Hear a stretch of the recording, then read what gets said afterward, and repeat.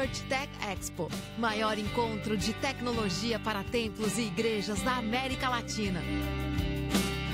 As principais tendências e soluções de áudio, vídeo, iluminação e segurança com os maiores especialistas do país.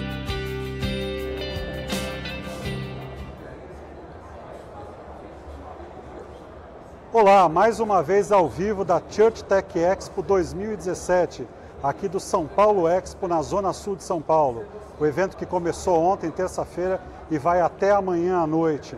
Hoje o nosso entrevistado é o Guilherme Silva, CEO da Gluecast.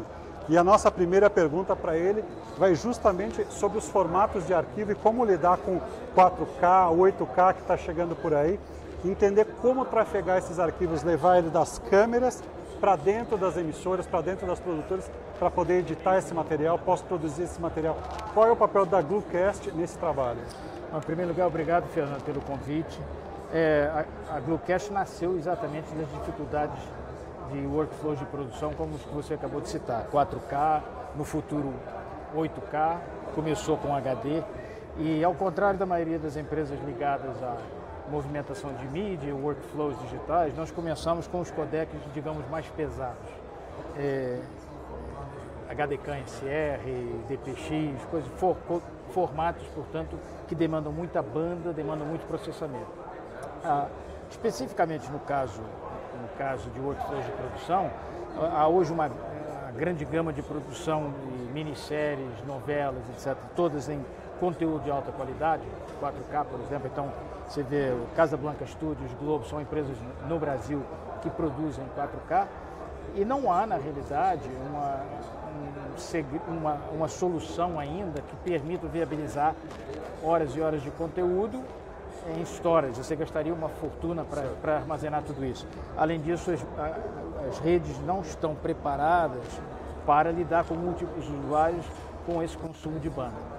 O que a Gluecast faz, por ser um sistema que, primeiro, ingesta conteúdo com múltiplos destinos e consegue, em tempo real, de uma única fonte, criar 2, 3, 4 destinos em múltiplas resoluções, de uma forma muito simples. A gente pega uma câmera Sony ou de qualquer outro fabricante gerando conteúdo em 4K, nós criamos duas resoluções, uma que a gente gosta de chamar Working Resolution, portanto, edição de trabalho. Que antigamente era Low Resolution, hoje não é mais low. Não é mais low porque normalmente, tipicamente, é XD-CAM 50, formatos desse tipo. E esse codec, essa resolução é levada ao sistema de produção, tipicamente um ambiente Avid, com Interplay, ISIS, Onexis, Media Composer, que é o padrão de indústria, digamos assim. A resolução nativa em 4K, nós estacionamos isso num sistema de parking, portanto, de estacionamento, num sistema nearline que proteja o conteúdo e que tenha banda.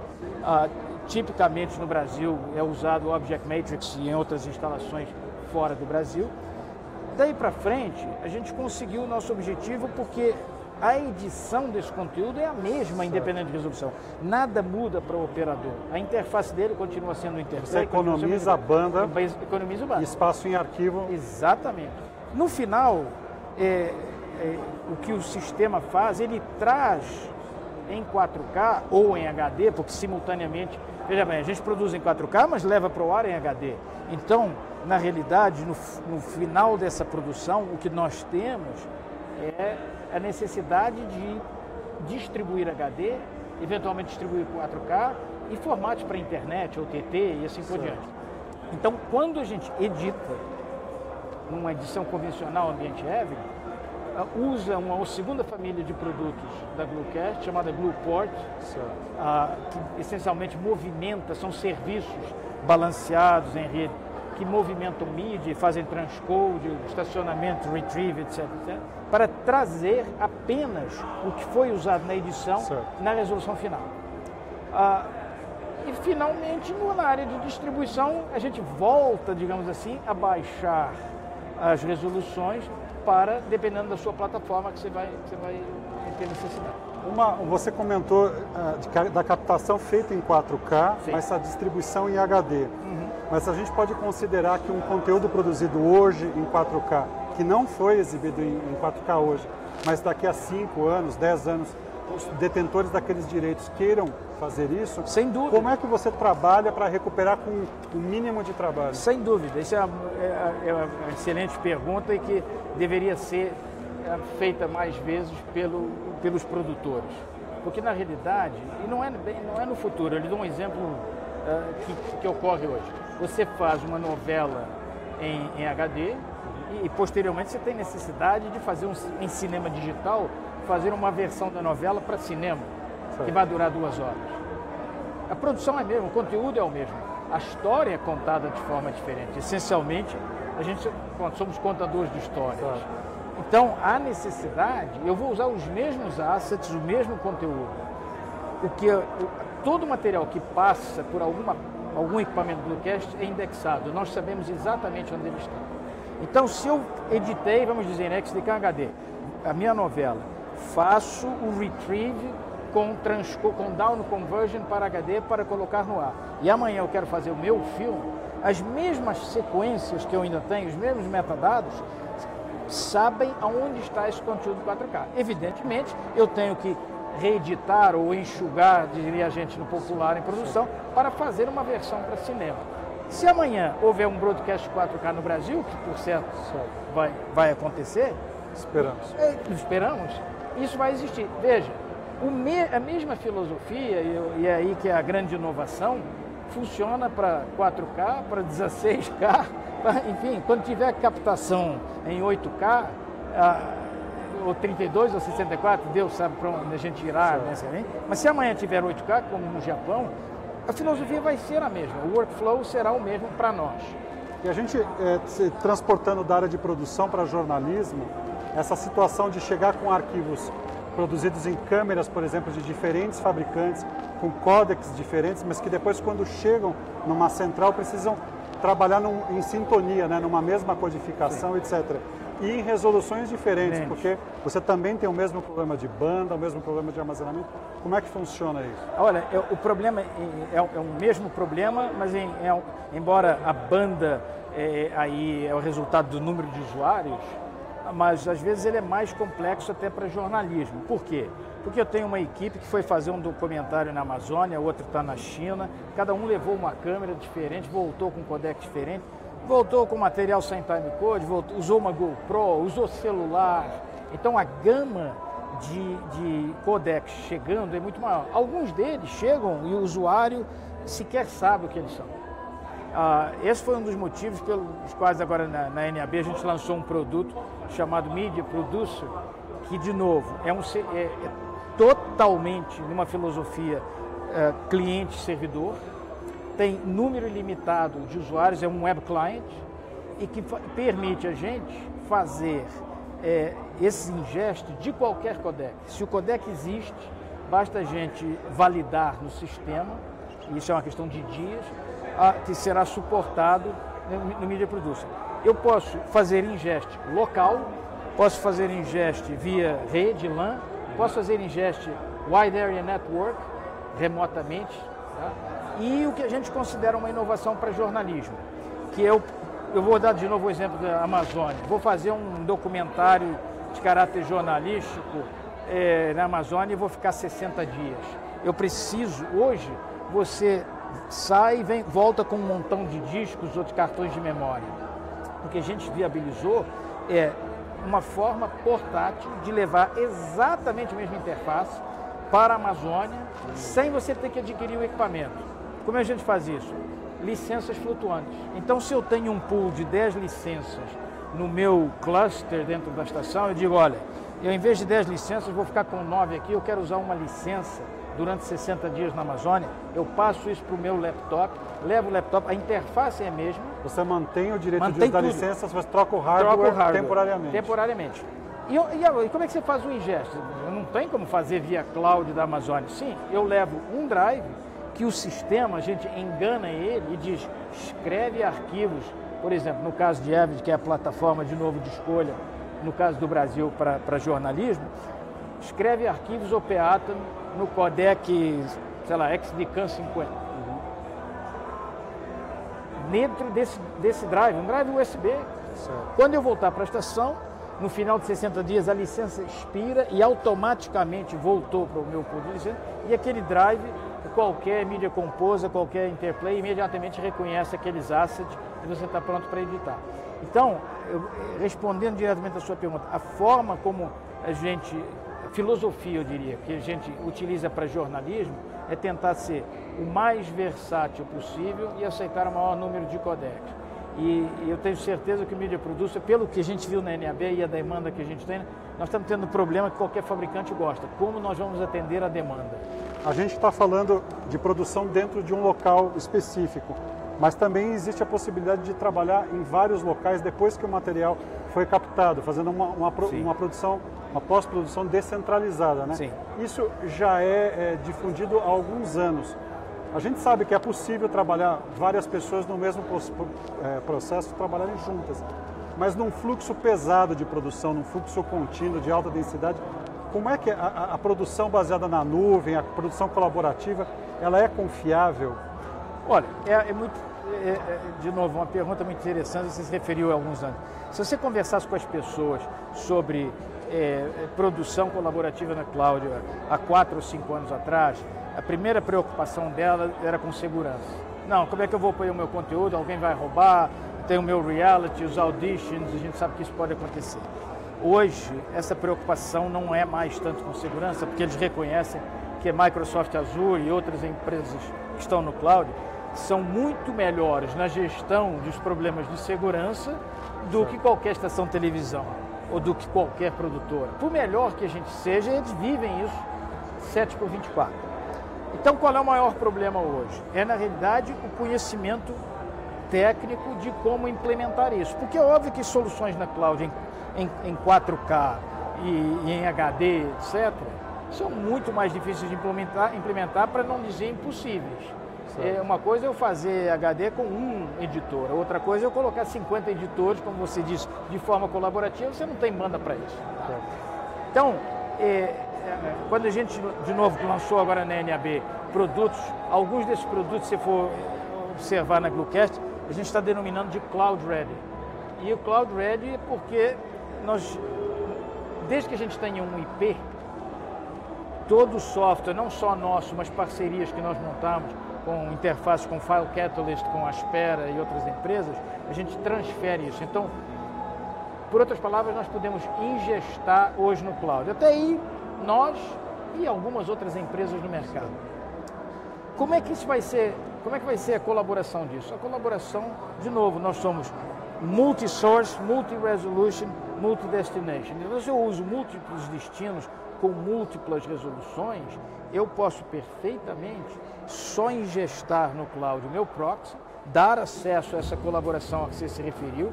Esse proxy já é um proxy MXF padrão Avid, digamos assim, já que a gente está falando de ambientes Avid, mas poderia ser outras empresas. Manter a alta resolução parqueada com soluções Nearline e Object Storage, como Object Matrix e outras, Quantum, Harmonic, com quem a gente também interfaceia. Na hora que essa edição está finalizada, a grande e importante informação aqui é que nós não fazemos conforme. O conforme te obriga a procurar um timecode específico e transformar baixa em alta, como era feito antigamente quando se usavam EDLs, listas de edição. Com película, depois com transferências. O que a gente usa é Dynamic Relink, porque cada file tem uma unidade, tem uma identidade única. E a gente consegue linkar a baixa resolução disso com a alta e instantaneamente, assim que esse file está disponível, trocar. Então, eu te diria que é uma realidade que evolui diariamente.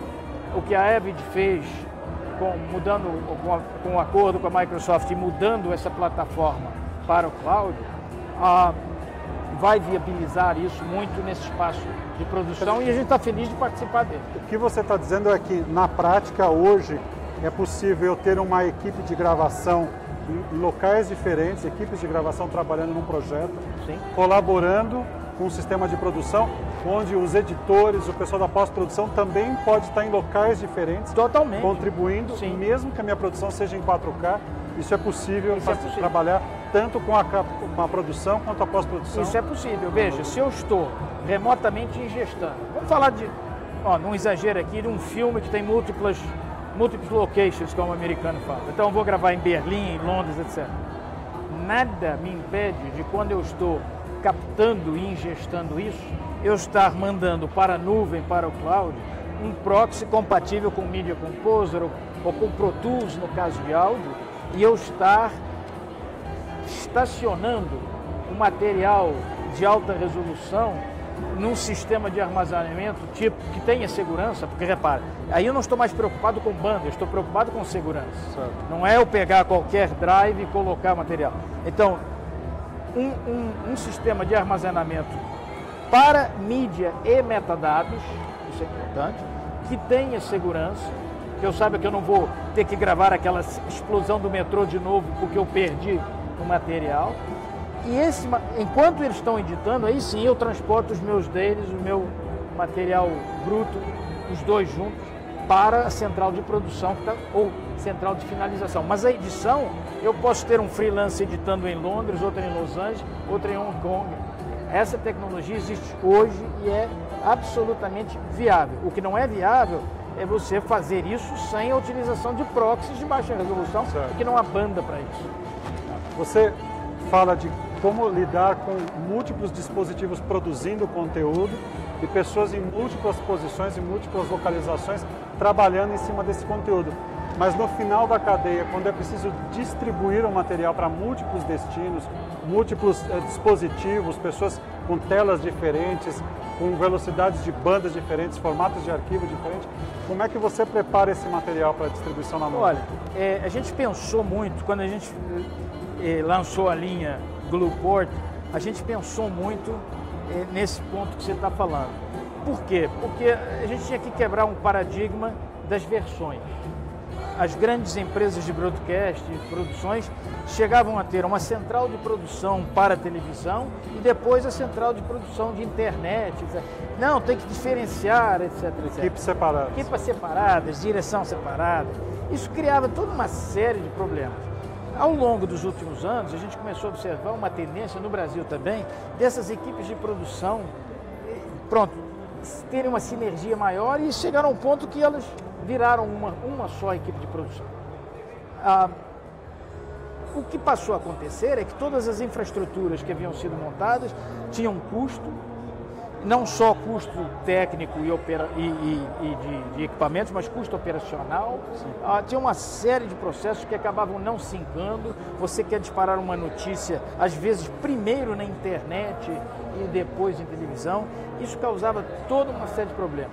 E na realidade isso é muito simples, porque com a evolução do hardware e do software, o que a gente fez, e eu lembro sempre, o Glueport é uma plataforma com load balancing, portanto com balanceamento de rede e de serviço, no caso. Então o que a gente faz?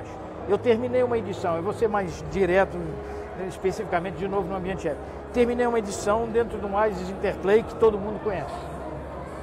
Nós vamos fazer um Outgest para distribuição em multiplataformas. Um dos serviços que dentro da linha Glueport a gente oferece é o Media Connect. Então o que o Media Connect faz? Ele entende projetos da Avid ou de outro fabricante, a gente poderia fazer isso com Stratus ou alguma coisa de harmônica, mas está otimizado evidentemente para a Avid. Ele entende que tem um projeto, uma sequência Avid. Se eu digo, ok, essa sequência está pronta, o interface continua sendo Avid, coloca na pasta de distribuição. O Media Connect está monitorando essa pasta, pega aquele conteúdo, ele pode realizar por servidor 8 jobs simultâneos. O que são esses 8 jobs? Pegar, transformar um arquivo com múltiplos layers num flat file, mandar para o servidor de playout. Ao mesmo tempo, um dos outros jobs é encodar em H264 para o TT, outro para internet e assim por diante. Então, até 8 modelos, 8 versões simultâneas a gente pode fazer. O resultado disso é realmente redução de custo e aumento de eficiência. Mas eu quero uma versão separada, absolutamente diferenciada. Ok, Aí você tem que editar, mas veja, você consegue editar num Media Composer que está no mesmo ambiente e simplesmente seleciona que das 8, um dos jobs vai ser feito com uma outra sequência e não com a original. Entende? Então, o próximo passo disso é a gente usar... Repara que eu não estou falando que é um Media Connector ou um Media Output, não. Estou falando um Media Connector, porque o próximo passo disso é a gente viabilizar a mesma coisa bidirecionalmente. Eu estou distribuindo para múltiplas plataformas, mas eu quero receber de múltiplas. Então, de repente, 4 saindo, 4 entrando, ou 6 e 2. Enfim, esse é cada vez mais, por mais que a gente faça, alguém vai querer mais alguma coisa. Onde esses mercados estão mais evoluídos? Quais são os mercados mais importantes para a Gluecast hoje no mundo? Olha, sem dúvida nenhuma, a Gluecast, o nome Gluecast começou na América Latina por razões óbvias. A nossa co-irmã, que é a CAS Group, começou no Brasil e depois foi para os Estados Unidos. Então, e pela distribuição que a gente fazia de Avid e faz no Brasil, era natural que a Gluecast firmasse aqui. Hoje, a gente tem muito orgulho de dizer que a gente domina esse setor do mercado no Brasil e em vários outros países da América Latina que tomam o Brasil como referência. A verdade é que quando a gente fez a parceria com a Avid, enquanto Gluecast, e a nossa plataforma foi certificada e nós viramos um dos Alliance Partners, a capilaridade que a Avid tem e o branding que a Avid tem ao redor do mundo é muito maior do que o de uma empresa pequena como a Gluecast. O que isso gerou? Gerou que, de repente, o mundo virou uma aldeia, né? Então, hoje, a nível de mercados, a gente está muito bem posicionado nos Estados Unidos. A NBC News, especificamente a NBC 30 Rock, em Nova York, no Rockefeller Center, aquele mesmo prédio onde todo brasileiro vai fazer o tour da NBC Studios, tudo o que acontece ali, sob o ponto de vista de ingeste de arquivo, ingeste de edição, é feito com o Gluecast. A parte de Disaster Recovery da NBC é uma parceria entre o Gluecast e o Object Matrix que está na NBC News. Nós estamos agora num projeto que envolve todos os bureaus da NBC News ao redor do mundo. Não está viabilizado ainda, mas eu tenho certeza que a gente vai viabilizar. E outras empresas como Miami Heat, etc, etc. Na Europa, a gente tem ITV, tem Sky, estamos com um projeto na BBC que não está viabilizado, mas a gente é um dos concorrentes a ele. A Espanha está se revelando um mercado muito importante. A nível de conteúdo de alta resolução, absolutamente disparado, é o Japão e Hong Kong também, mas o Japão. Eu não sei se é uma influência do 2020, que vai vir aí das Olimpíadas, mas os sistemas de ingeste em 4K... A demanda lá é imensa, é imensa. É porque para eles o 4K é um formato de passagem intermediário para 8K. Para 8K, né? E evidentemente a gente tem que adaptar isso, customizar ao mercado japonês. Então estamos finalmente lançando a versão que eu não vou conseguir ler os menus porque está tudo em japonês. Aqui no Brasil, quem usa? Aqui no Brasil, a gente tem, eu gosto de dizer o seguinte, 100% das novelas produzidas no Brasil passam por Gluecast. Então, isso quer dizer Casablanca Studios, Record, a Rede Globo, que foi a grande precursora. A gente tem o orgulho de dizer que fomos um dos parceiros da Rede Globo para acabar completamente com a fita nos estúdios Globo, antigo Projac. A SBT, na parte de jornalismo e produção, utiliza. RBS, a Anhanguera, no mercado educacional, a SPM aqui de São Paulo, utiliza nossa plataforma. E, enfim, tem várias outras pequenas e tem algumas novidades vindo aí muito em breve, que eu ainda não posso falar, mas estamos no caminho. Maravilha, muito obrigado pela entrevista. Obrigado a você. Muito obrigado a todos que acompanharam a gente nessa entrevista. Lembrando que se você ainda não veio, a Church Tech Expo 2017 vai até amanhã. A partir das 10 da manhã nós abrimos o congresso e a partir do meio-dia a exposição de tecnologia. Nós vamos até às 8 da noite. Para se inscrever, basta entrar no site www.churchtechexpo.com.br. Esperamos vocês. Obrigado.